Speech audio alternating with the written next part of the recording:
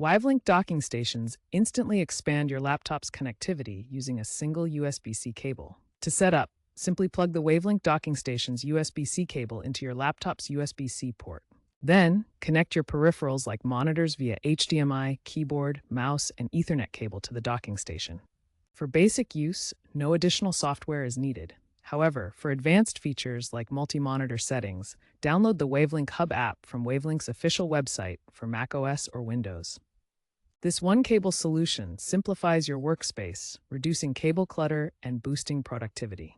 Ensure your laptop supports USB-C and power delivery for optimal performance. If using older USB-A devices, you might need adapters. For multi-monitor setups, first confirm your laptop supports extended displays. On Windows, check this through Device Manager in the display settings. Wavlink docking stations support multi-stream transport, or MST, allowing you to daisy-chain monitors without needing a full dock for each one. If you encounter display flickering, this is often caused by outdated firmware. Visit the Wavlink website to download and install the latest firmware update, which addresses bugs and improves stability. Proper power management is crucial. Make sure your charger's wattage matches your device's requirements to prevent performance throttling.